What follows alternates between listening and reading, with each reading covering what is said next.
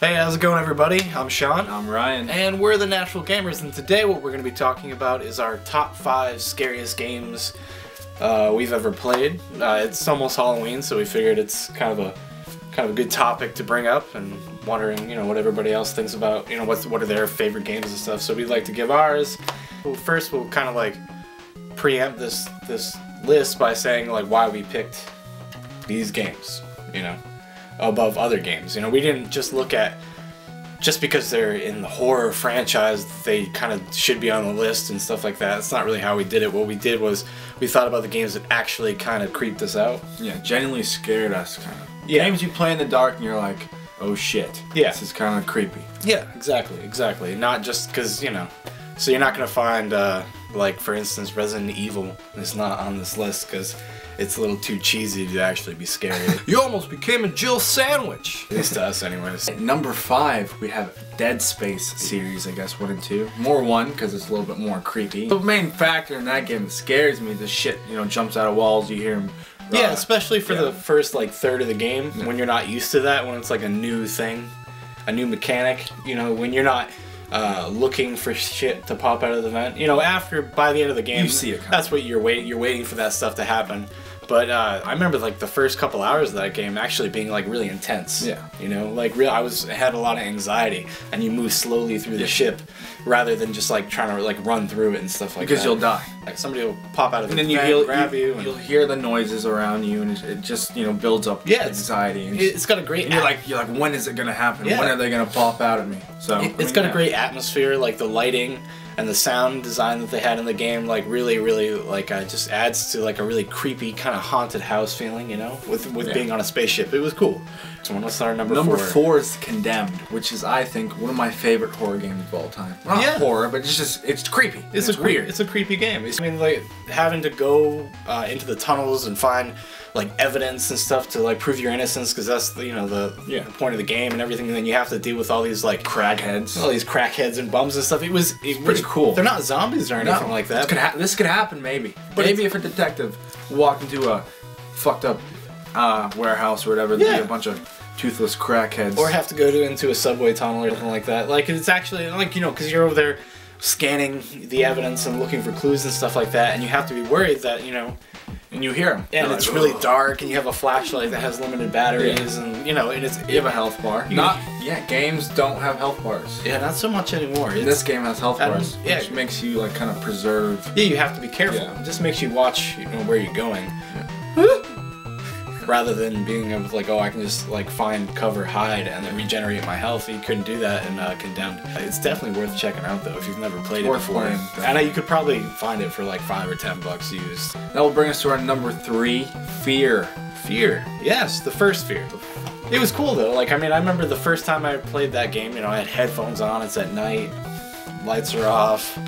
Moving through, and whenever the ghost Alma would show up and stuff like that, she'd show up at random, and you have all these random visions and everything like that. Like it was legitimately like would create anxiety in me where I didn't even want to like continue. I didn't want to continue playing the fucking game. Like, I was so creeped out.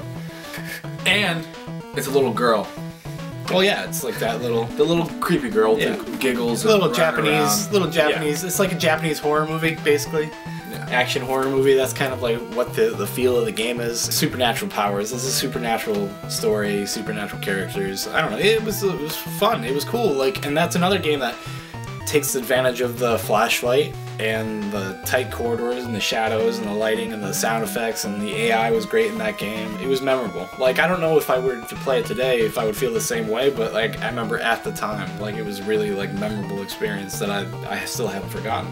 And that would bring us to our number 2, Fatal Frame 2, or I guess the Fatal Frame games in general. Yeah, those games are really creepy. Yeah. The only thing that you have to defend yourself is a camera. Yeah. So basically what you're doing is trying to capture the spirits. You gotta get the spirits as close to you as possible and capture them. So which just kind of creates like, oh my god, here they come. Because you're looking for them and trying to avoid them at the same time.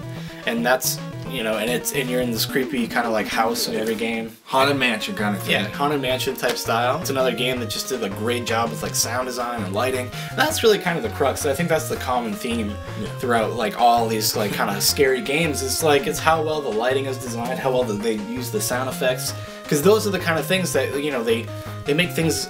You imagine things. You imagine things that aren't even there, and that the game will never ever produce. And like it's really like it's that old-fashioned horror movie technique where they wouldn't show you anything for long periods of time, and probably until the end of the movie. They were always like, well, your imagination is more powerful than anything any creator can kind of put in front of you. The game developers that understand that like usually actually create like really haunting, creepy experiences. Which brings us to our number one. Our number one is a newer game, a little indie game. It came out probably I think about 2 years ago.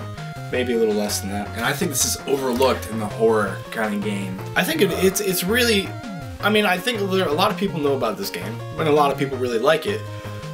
But it should be a massive hit. It really should be, because it's so unique and special. And that game we're talking about is Amnesia: The Dark Descent. One of the creepiest games I've ever played. Yeah. Even watch someone playing that game in the dark. You both sit next to each other.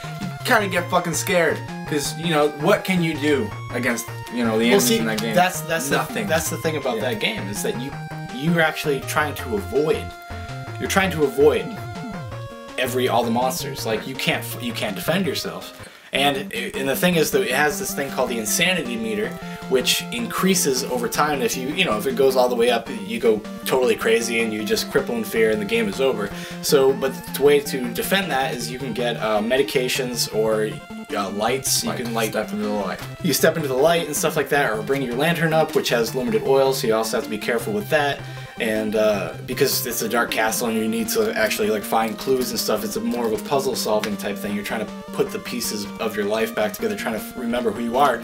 But when you are in the light, your insanity meter goes down, but then you're susceptible to monsters, and they will be able to find you better. It's a very like H.P. Lovecraft type story, and it's fantastic. And you can hide. You can hide. Well, you can hide and like run and stuff, and like you just like hide in a corner from the monsters. You see them walk by, your guy's slowly going crazy. You're watching your insanity meter go up. No! And you're like, oh, I gotta get in the light. I gotta do something. And it's awesome. Like it's really well balanced. Fantastic like little story that's told throughout the game. Like really enjoyed it. That is my number one. That actually legitimately creeped me out from the second I started playing it. I was totally into it. Well, that's our top 5 scariest games or whatever. If you disagree with our picks, or you have some picks you'd like to add to it, your own top 5, leave in the comments, and we'll comment back. So, but that's gonna about do it for us. I'm Sean. And I'm Ryan. And we're the Natural Gamers, and we'll talk to you next time we have something to talk about.